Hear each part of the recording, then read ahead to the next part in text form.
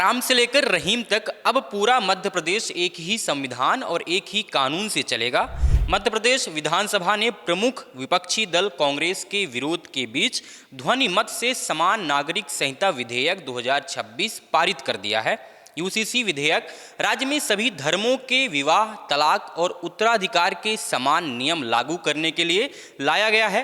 क्या है यूसीसी, क्या बदलाव आएगा अब मध्य प्रदेश में, और सदन में सीएम मोहन यादव ने क्या कहा, आइए विस्तार से समझते हैं। मध्य प्रदेश में 21 जुलाई 2026 का दिन इतिहास के पन्नों में दर्ज हो गया है। मध्य प्रदेश के विधानसभा के मानसून सत्र में समान नागरिक संहिता 2026 विधेयक पास हो गया है। राज्य मंत्री गौतम टेटवाल ने समान नागरिक संहिता 2026 विधेयक पारित करने का प्रस्ताव रखा था, जिसे ध्वनि मत से स्वीकृत कर लिया गया है और इसके साथ ही मध्य प्रदेश यूसीसी पास करने वाला देश का चौथा राज्य बन गया है। इससे पहले उत्तराखंड, गुजरात और असम में यूसीसी लागू हो चुका है। मुख्यमंत्री डॉक्टर मोहन यादव ने सदन में अपने वक्तव्य की शुरुआत जय श्री राम से करते हुए कहा कि भारतीय संस्कृति में समानता का भाव हमेशा से सर्वोपरि रहा है।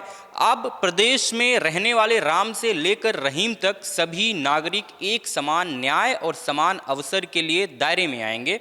कानून किसी के धार्मिक रीति रिवाजों में दखल नहीं देगा, बल्कि महिलाओं और बेटियों को समाज में सुरक्षा और बराबरी का हक दिलाएगा।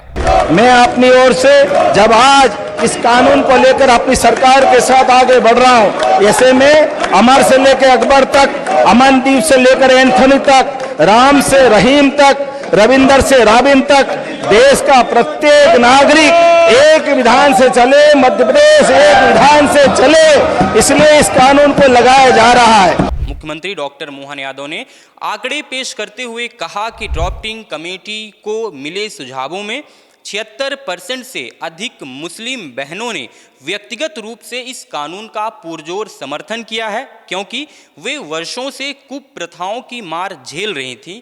वहीं मुख्यमंत्री डॉक्टर मोहन यादव ने कहा कि विधानसभा में एक सुनहरा इतिहास रचा जा रहा था, लेकिन कांग्रेस अपनी तुष्टीकरण की राजनीति और इसे आदिवासी विरोधी बताने के कारण इस मौके को गंवा रही है। एमपी विधानसभा द्वारा समान नागरिक संहिता विधेयक पारित होने के बाद क्या कहा सीएम मोहन यादव ने, सुनिए। आज के इस एक्ट के पारित होने के बाद, माननीय महामहिम राष्ट्रपति की मंजूरी के बाद, हमारा राज्य उस श्रेणी में खड़ा होगा जहां एक से ज्यादा विवाह करने में अपराध होगा और एक से ज्यादा विवाह के अवसर पर जो बहनों को कष्ट होता है, उस कष्टों से मुक्ति दिला करके हमारी प्रदेश की आधी आबादी को उनके हक का समर्थन सरकार के माध्यम से होगा। एक नहीं, कई सारी सौगात, केवल विवाह नहीं, विवाह के अलावा भी उत्तराधिकार के मामले में भी जो पुरुष का अधिकार रहेगा वो महिलाओं का अधिकार रहेगा।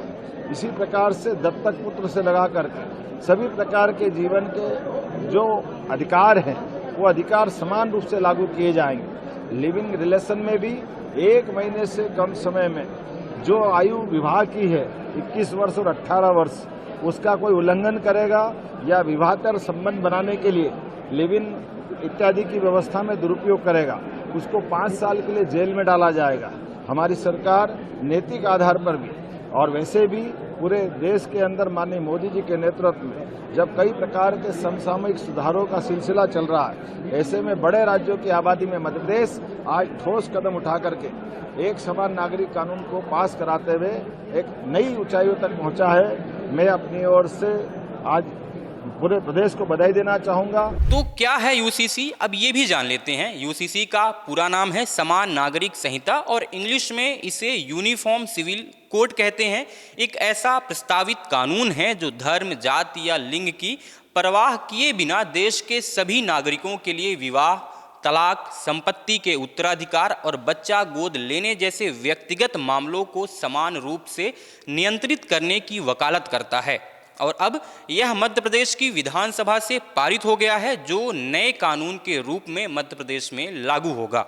अब मन में सवाल उठ रहे होंगे कि इससे मध्य प्रदेश में बदलाव क्या आएगा, तो इसको भी जान लेते हैं। पहला है एक शादी का नियम या बहुविवाह पर रोक। यूसीसी के तहत सभी धर्मों और समुदायों के लिए एक समय में केवल एक ही विवाह वैध है। बहुविवाह पर पूर्ण रोक लगाई गई है।